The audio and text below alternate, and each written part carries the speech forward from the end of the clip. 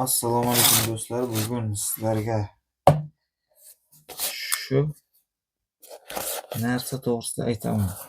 Ko'rinishidan ko'p kishi tushungan bo'lishi mumkin nimaligini.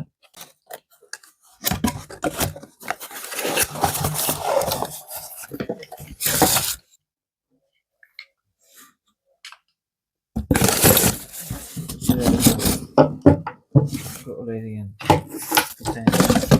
qotiradigan bo'ladi. Bu vintellarga ishlatiladi. Ko'pincha vintelga ishlatiladi. Qotiriladi va vintel 90 gradusli vintel ochib yoqish uchun. Bu Zigbee ishlaydi. Bu ikki xili bor.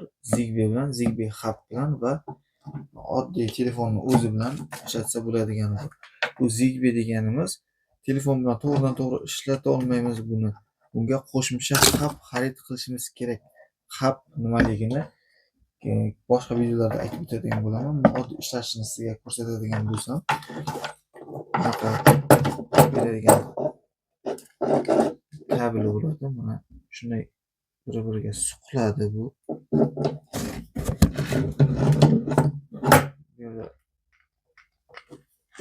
Stop tortilgan bo'ladi.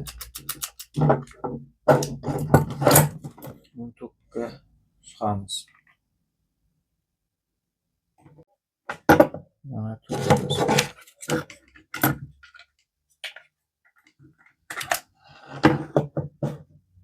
qo'shildi.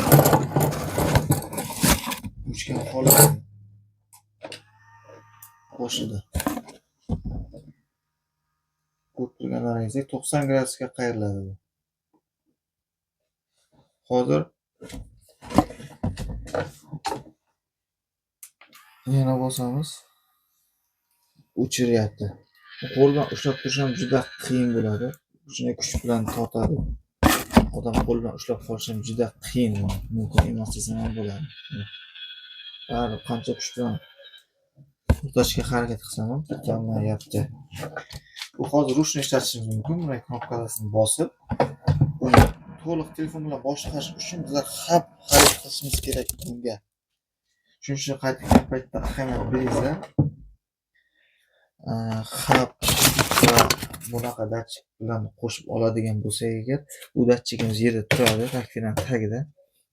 Qachonki rakvinamizda teshilishmi, qanaqadir suv toshqini bo'lsa, bunga suv kelib tegadigan bo'lsa, bu telefonga xabar beradi va buni avtomatik bu datchigimizga signal beradi, yop suvni degan. Shu payt bu ishga tushadi.